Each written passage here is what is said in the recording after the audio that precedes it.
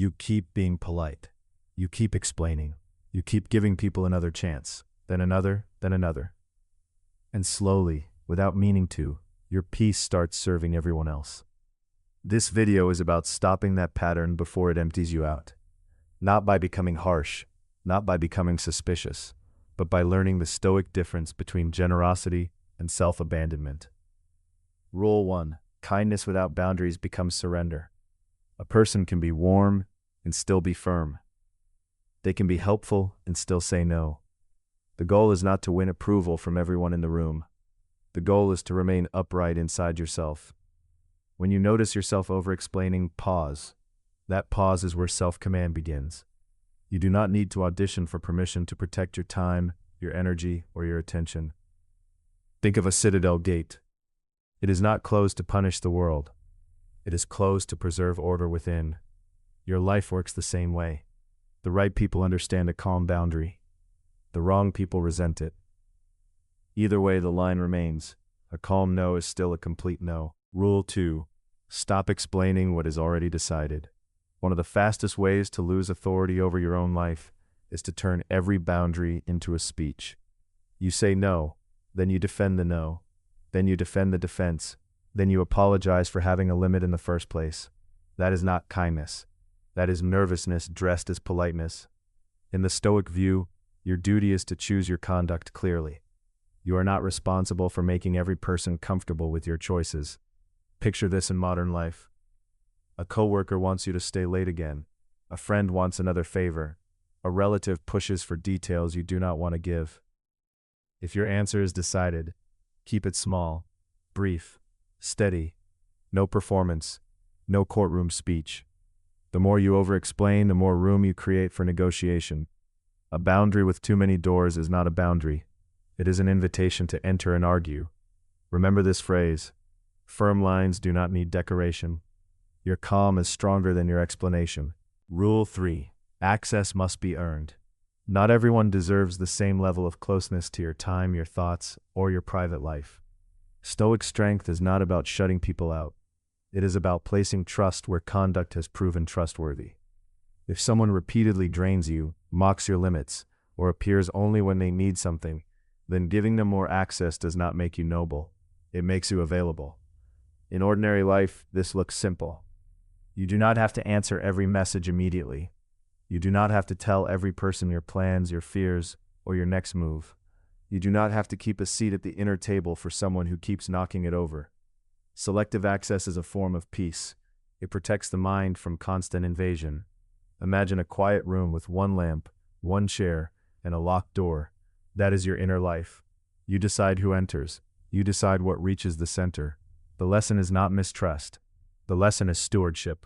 Guard what is valuable, not with anger. Rule 4. Do not chase approval. The moment you build your self-respect on other people's reactions, you become easy to manipulate. Praise lifts you too high, disapproval drops you too low, and in between, you are never steady. Stoic practice teaches a heart of freedom. Your responsibility is your conduct, not the applause that follows. This matters in the office, in friendships, online, and in family rooms where old patterns still have power. You post, you wait, you check, you speak, then you replay it, hoping it landed well. You help, then you wonder if they noticed enough. That hunger for approval is exhausting because it places your value in the hands of people who may be distracted, inconsistent, or careless. Instead, ask one simple question: did I act with clarity, fairness, and restraint? If yes, that is enough. Let others misunderstand. Let others prefer noise over substance. Your task is not to be universally liked. Your task is to remain internally reliable. Picture a bronze column in a storm. The wind does not vote it into standing. It stands because it is built to stand. Rule 5. Be kind without being easy to use. There is a difference between compassion and open access. A generous person listens. A disciplined person also knows when enough has been given. If you have a habit of rescuing people who never change, fixing problems that were not yours, or saying yes because guilt is uncomfortable, then your kindness is being pulled away from wisdom. Stoic self-command asks for proportion. Give what is right. Do not give what destroys your order. You can care about someone and still refuse their chaos. You can wish them well and still stop carrying what they refuse to carry themselves. That is not cruelty. That is maturity. In practical terms, this means you do not rush to solve every emergency at the expense of your own obligations. You do not become the permanent exit door for everyone else's poor decisions. A lantern is useful because it gives light. It is not useful if it burns down the house. Keep your warmth. Protect your structure. That is how kindness stays clean. Rule 6. Let disrespect meet silence. Not every slight deserves a performance. Not every insult deserves a counterattack. Not every baited comment deserves your emotional fuel. When someone tries to pull you into a scene, the first victory is refusing to become the scene. Stoicism does not ask you to pretend disrespect is acceptable. It asks you not to surrender your center while responding to it. This is useful in arguments, group chats, crowded rooms, and those private moments after conflict when your mind wants to write a long message and prove your worth. Stop. Breathe. Decide whether this deserves a reply, a boundary, or your exit. Sometimes silence is not weakness. It is refusal. Refusal to feed disorder. Imagine striking a stone wall with an empty hand. The wall remains, your hand suffers. That is what reactive anger often does.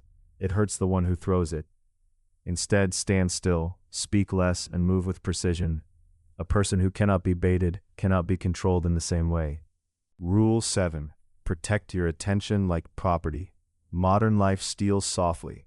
Notifications, endless opinions, people who want immediate replies, the pressure to be reachable, agreeable, and available all at once. If you are too nice, you may also become too open. Then your mind is never fully yours. Stoic discipline begins with guarding what enters the field of attention. That means you do not check your phone every time it vibrates. You do not let every mood pull you into debate. You do not sacrifice your morning calm to other people's urgency. Your attention is not public land. It is a guarded courtyard. If you leave the gate open all day, anyone can walk through and leave footprints in your mind. Create a small rule for yourself. Specific times for messages. One window for social media. No emotional decisions while flooded. No responses from exhaustion. These are not tiny habits. They are acts of rule over the self. A focused mind is harder to manipulate and easier to trust. Rule 8. Leave the room with your dignity intact. Not every situation can be repaired in the moment. Not every person will meet your calm with fairness. Not every relationship will reward your restraint. But you can still leave with your character undamaged. That is the Stoic finish. You do not control everything that happens around you. You control whether you become smaller to keep others comfortable. When a line is crossed, when a pattern repeats, when your peace is clearly being traded away for convenience, your job is to decide. Stay, speak, set the boundary, or step back. And once you decide, do not keep reopening the wound by revisiting the decision every hour. The mind wants certainty from people who may never give it. You must supply your own. Remember the image of the Citadel gate at dawn. The city outside is loud. The weather changes. The gate remains true to its purpose. That is you, calm, firm, and not for sale. Today, choose one boundary you have been weakening and make it clear once.